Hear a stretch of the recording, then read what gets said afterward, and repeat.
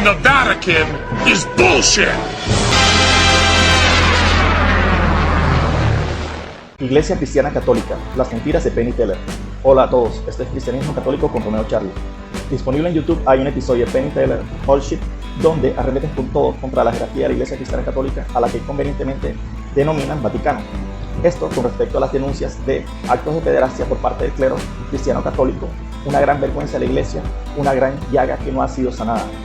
Para los demás acusaciones regulares, tales como oposición a los derechos de los miembros de la comunidad LGTBI+, o el control de la natalidad, Penn y Teller harán referencia directa a la Iglesia Cristiana Católica. Para todas las acusaciones del dúo de ilusionistas hay respuestas. Para darlas me apoyo principalmente en un extenso artículo que yo mismo traduje.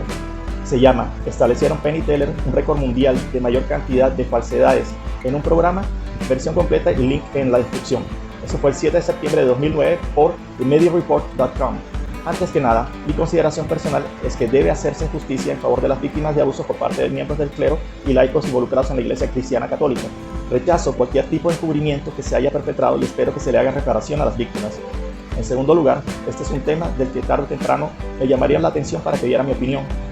Lo estoy dando aquí ahora, con mucho esfuerzo y sufrimiento, ya que yo mismo fui víctima de abuso cuando tuve entre 3 y 4 años de edad. Me cuesta mucho trabajo expresarlo y deseo que por favor lo tengan en cuenta. Dicho esto, empecemos. El Dr. Bill Donohue, presidente de la Liga Católica, comentó: el ataque estilo nazi de Penn y Teller contra el catolicismo que tuvo lugar el 27 de agosto de 2009 pasará a la historia como uno de los programas más viles y obscenos jamás transmitidos en cualquier nación. Sin embargo, ¿acaso el programa también pasará a la historia por transmitir la mayor cantidad de mentiras, falsedades y declaraciones engañosas en un solo programa de media hora? Sin contar los créditos, el episodio de Marras dura menos de 26 minutos sin pausas comerciales. A continuación, presentaremos una extensa lista donde responderemos mentira por mentira que Penn Jillette y sus invitados dijeron en dicho episodio. Primero, Because he himself ordered the cover-up. That's right. Before he became Pope, Cardinal Joseph Ratzinger served as prefect of the Congregation for the Doctrine of the Faith, during which time he issued a confidential order to every bishop. Como escribió hace años el abogado canónico Ed Peters, el Vaticano publicó el documento de Ratzinger en su diario oficial cuando se publicó por primera vez. La prensa católica informó sobre el documento a principios de 2002. El Vaticano también publicó el documento en su sitio web. En otras palabras, nada de órdenes confidenciales, ni siquiera una amiguita. Nanay, nanay. En cuanto a las infundadas acusaciones de encubrimiento por parte de Penn Jillette, por favor sigan aquí conmigo.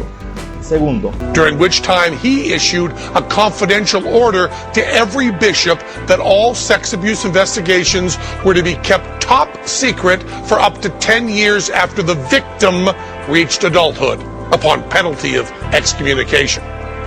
You heard right. la afirmación de Jillette es disparatada y distorsionada, por decirlo menos.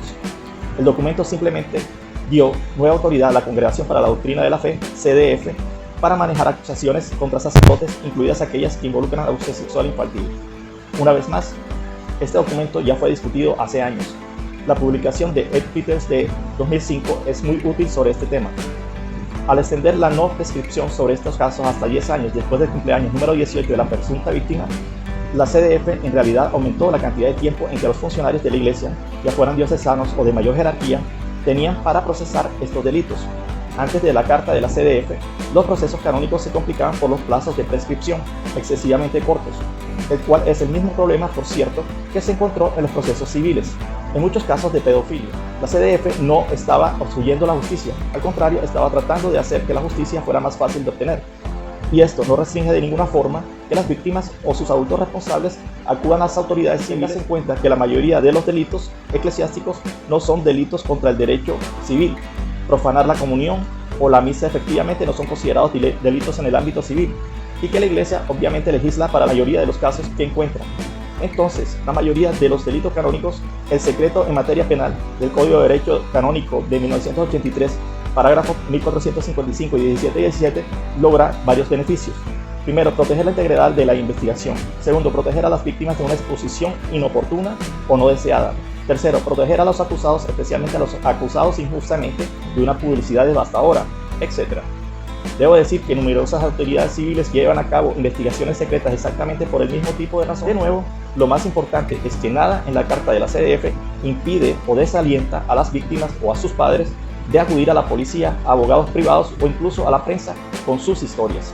Al parecer, la CDF tiene mucho que aprender sobre cómo obstruirla. Una vez más, un poco de investigación más rigurosa y de mayor comprensión de lectura por parte de Gillette habría descubierto la verdad sobre el documento de Ratzinger de 2001. Una simple búsqueda de Google hubiera bastado. Tercero. Hello, my name is Sabina Guzzanti. I'm a political satirist, I'm a director, filmmaker, and I live in Rome, Italy. A comedian and performance artist with a strong political point of view. This woman, she may not be the supreme pontiff, but in Italy, she's almost as famous. Sabina, known for her anti-government beliefs, was invited to appear at a political demonstration. But the pro-Catholic Italian government was not. Pressured intensely by the Vatican, the courts threatened to charge Sabina with the equivalent of slander. Against whom, you ask? Pope Benedict himself. But what did she say?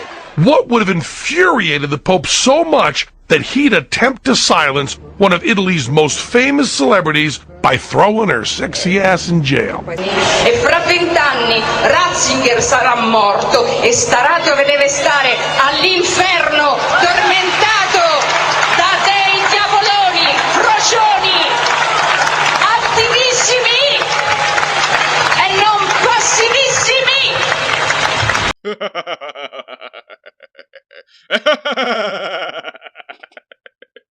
Para y analiza un momento lo ridícula que es esta afirmación. La gente dice cosas groseras y horribles sobre el Papa, el Vaticano, la hostia, Jesucristo, la Virgen María, todo el fregado tiempo. ¿Alguien realmente cree que el Papa realmente le importa lo que algún artista de medio pelo dice sobre él? Vamos. Sí, cómo no. Eso que se los crea su tía. La verdad es que Guzzanti nunca estuvo en serios problemas con el Vaticano. El Vaticano tampoco presionó a nadie para que acusara a Guzzanti. En fin, sus diversas presentaciones, el objetivo número uno de Guzzanti ha sido durante mucho tiempo el primer ministro italiano Silvio Berlusconi. Y cuando Guzzanti atacó públicamente al Papa, un fiscal demasiado celoso y corto de miras del gobierno italiano intentó acusar a Guzzanti en virtud de un oscuro acuerdo de 1929. Esta práctica, una acusación y un proceso por difamación, es una reverenda estupidez al A. Darle a un insulto una relevancia que no tiene, y B. Convertir a Guzzanti en una mártir de la libertad de expresión. Por lo mismo, Guzzanti no desperdició ni un segundo de gloria y publicidad gratuita que le concedió una estúpida acusación. So the whole Vatican controversy was great for her career. Sabina's retelling of it is now one of the highlights of her show. Una semana después de que se conoció la historia, el ministro de Justicia de Italia negó la solicitud del fiscal. El Vaticano no tuvo nada que ver con este episodio. Las afirmaciones de Penny Teller son realmente falsas e infundadas. Cuarto.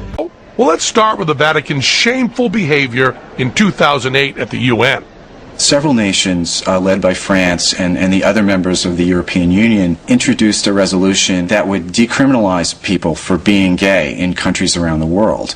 And the Vatican opposed that. Jeff Stone, I'm from the gay Catholic group Dignity USA. They claimed that it would lead to same-sex marriage. Same-sex marriage. Same-sex marriage.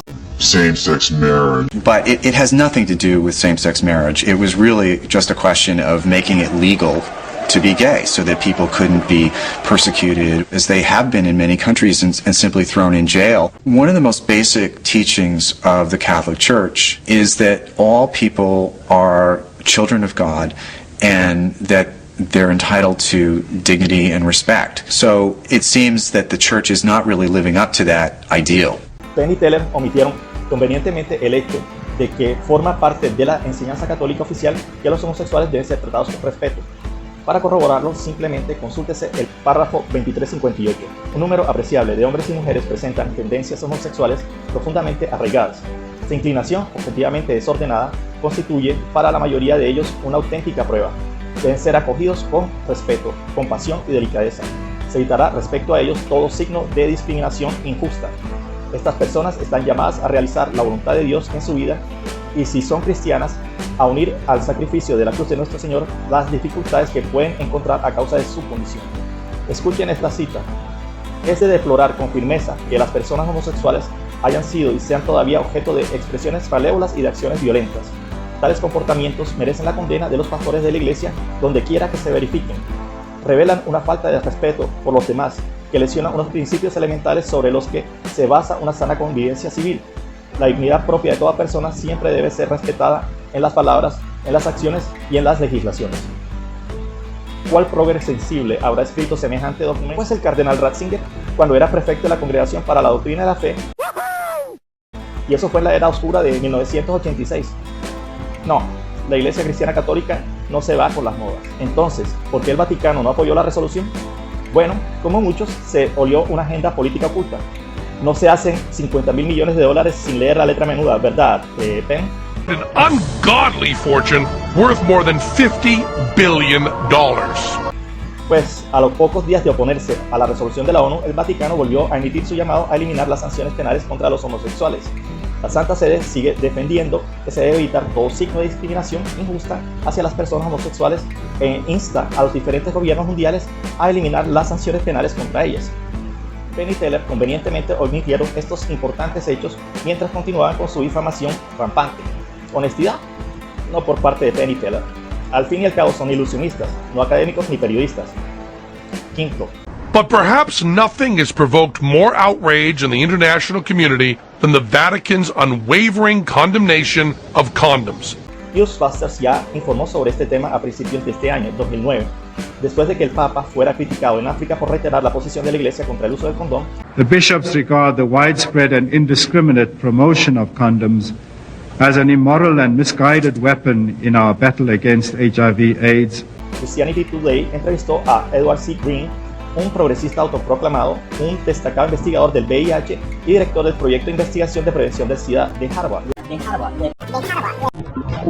He tries to reinforce God's position with jamf science about birth control. Ahí sí te agarró. Le preguntaron, ¿se está criticando injustamente al Papa Benedicto por sus comentarios sobre el VIH y los condones? El Dr. Green responde, esto es difícil de admitir para un progresista como yo, pero sí, es injusto, porque de hecho la mejor evidencia que tenemos respalda sus comentarios, al menos sus comentarios más importantes, los que he visto. No hay evidencia alguna de que los condones hayan funcionado como una medida de salud pública destinada a reducir las infecciones por VIH. Esto es un poco difícil de entender. Puede que tenga sentido que una persona use condones cada vez o con la mayor frecuencia posible, y es muy posible que disminuya sus probabilidades de contraer el VIH. Pero estamos hablando de programas, grandes esfuerzos que funcionan o fracasan a nivel de países o, como se dice en salud pública, a nivel de poblaciones.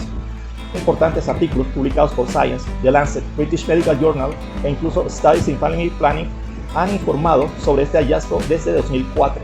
La primera vez que escribí sobre cómo poder poner énfasis en la fidelidad en lugar de los condones en África fue en 1988. Una vez más, Penn y Teller, si quisieran examinar la verdad, la honestidad y los hechos, se darían cuenta de que la posición de abstinencia y fidelidad por el Papa Benedicto salva vidas. And very evidently so. Sexto. The greatest hypocrisy in the church today is that child protection is not the most important thing.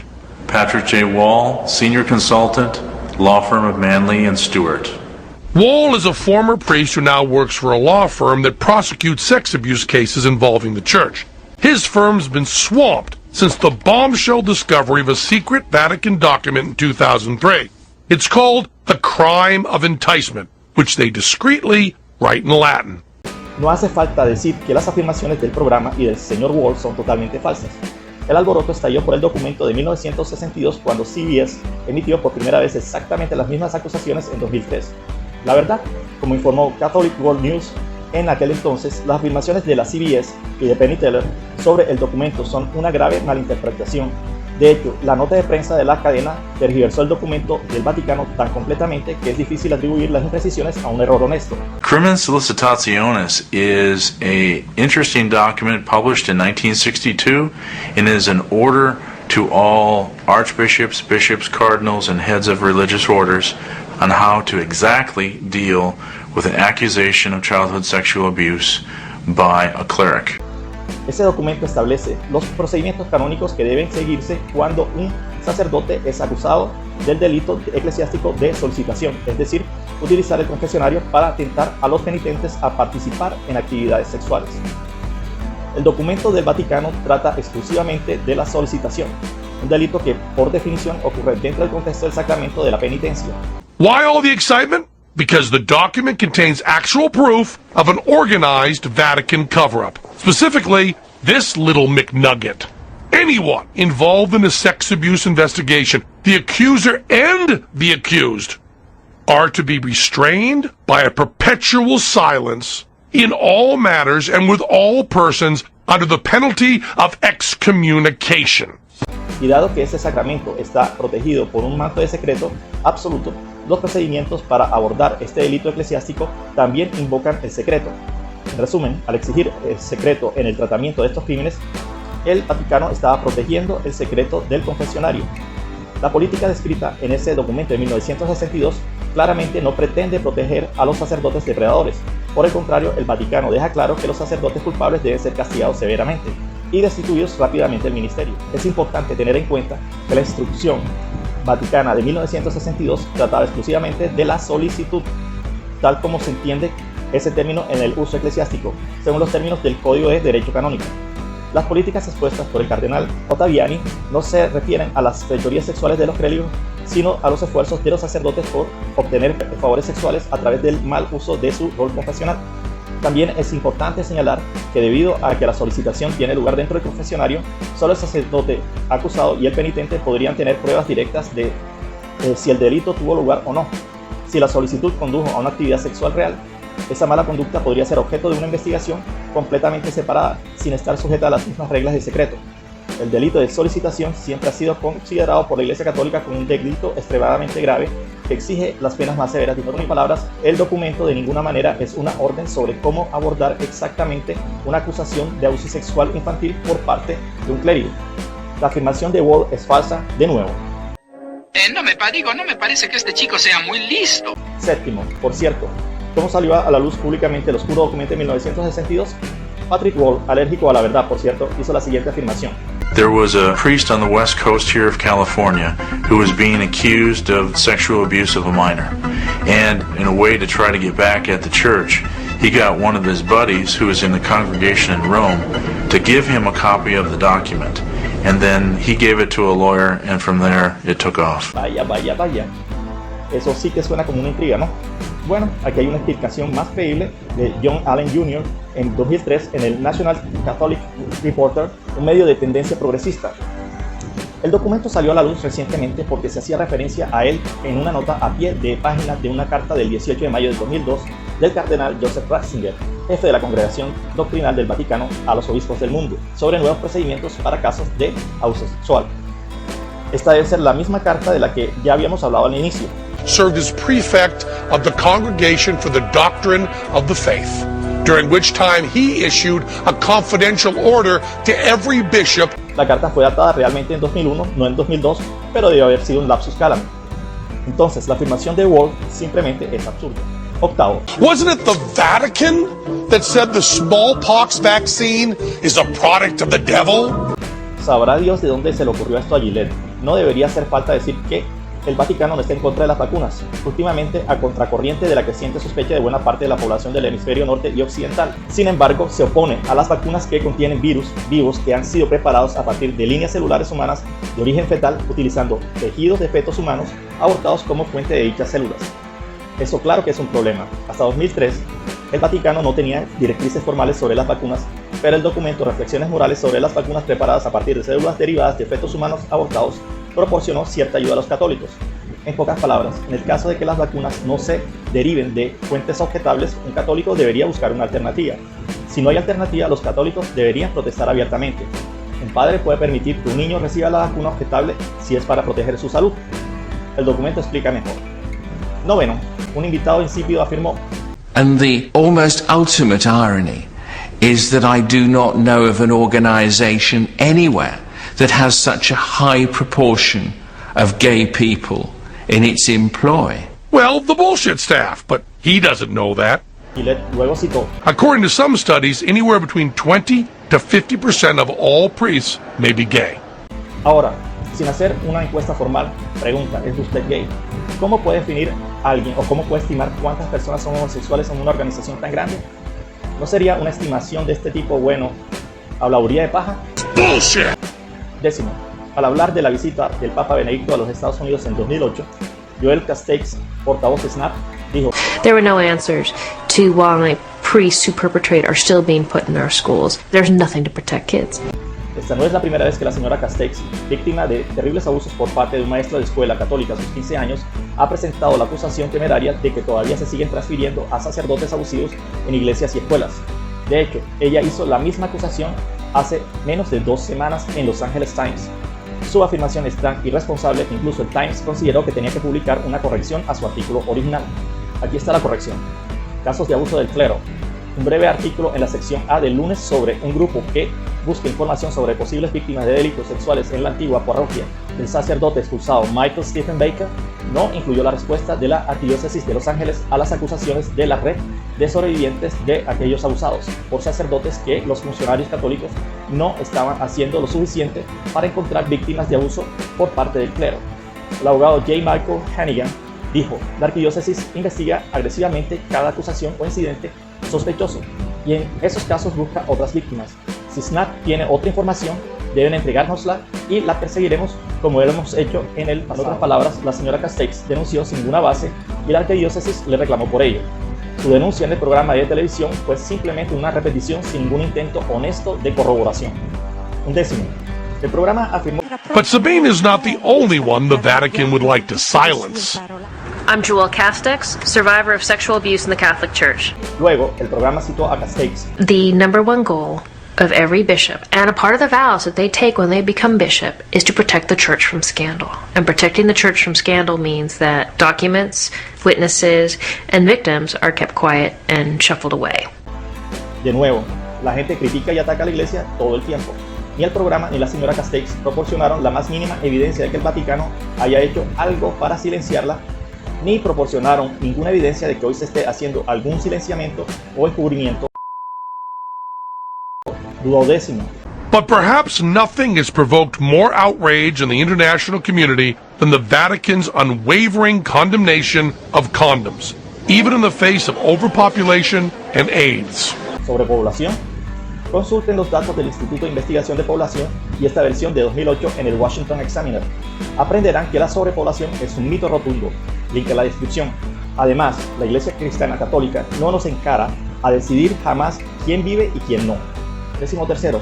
From the Crusades to the Inquisition, from condoning slavery to denying the Holocaust, for nearly 2,000 years, Muslims, Jews, gays, women, Africans, children, the poor, and oh, what the hell, let's give an Obama-style shout-out at the very end of the list to non-believers, have all borne the brunt of the Vatican's irresponsible abuse of its powers.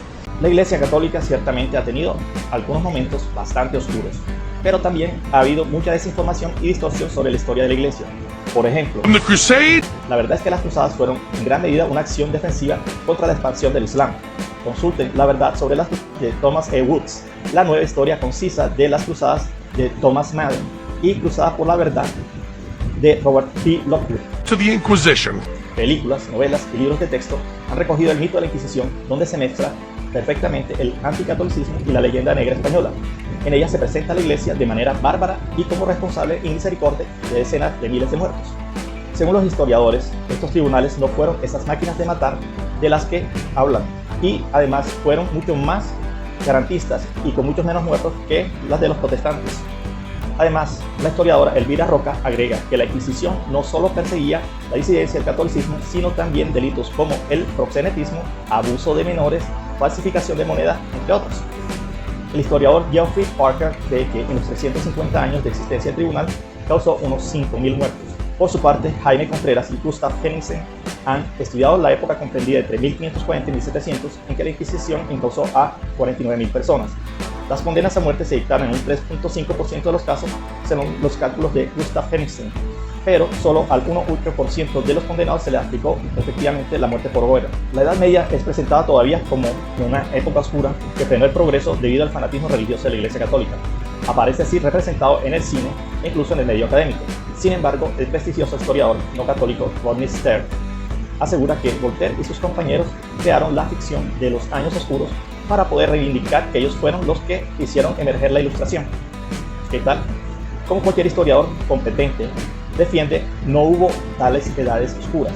Al contrario, durante esos siglos cuando Europa hizo el gran salto cultural y tecnológico que la situó a la cabeza del resto del mundo. Condoning slavery.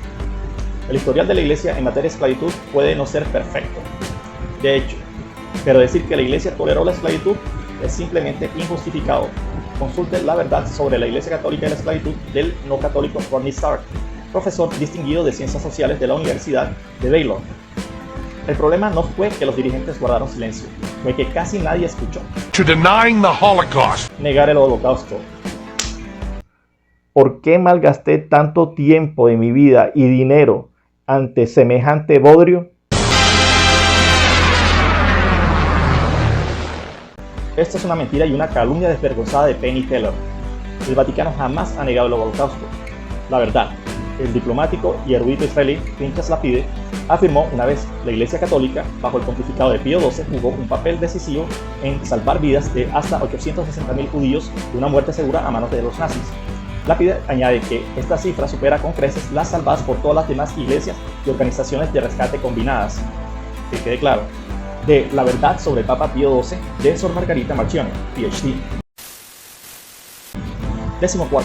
The Vatican is a festering swamp of intolerance, greed, paranoia, hypocrisy, and callous disregard for human suffering. Patrick Wall afirmó: The problem that we have is that the church puts itself forward as the perfect society, as the bella figura, as everything perfect that exists in the world because it's inspired by God and the Holy Spirit. But we know it's a business.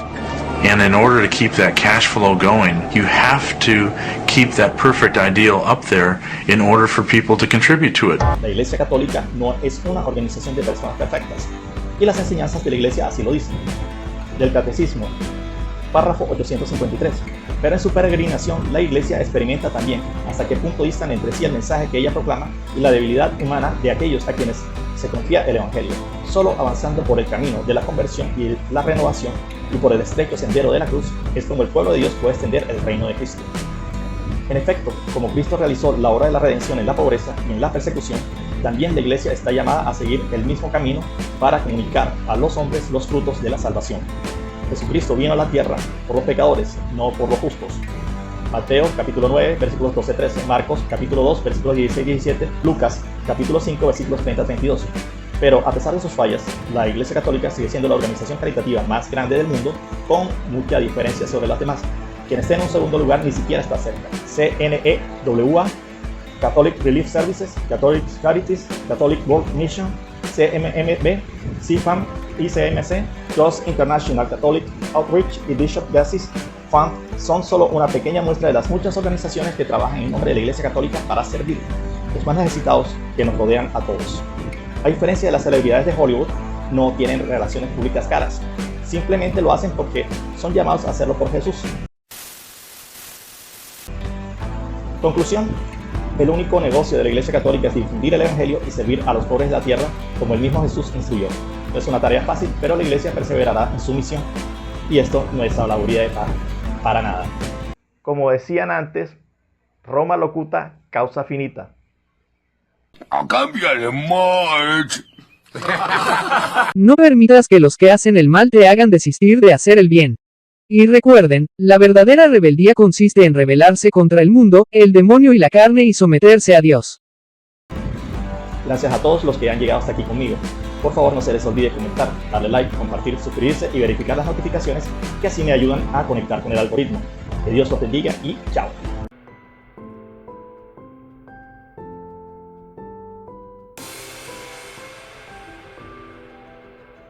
In the Catholic tradition, the pain you suffer in the hell is related with the guilt you committed in the life.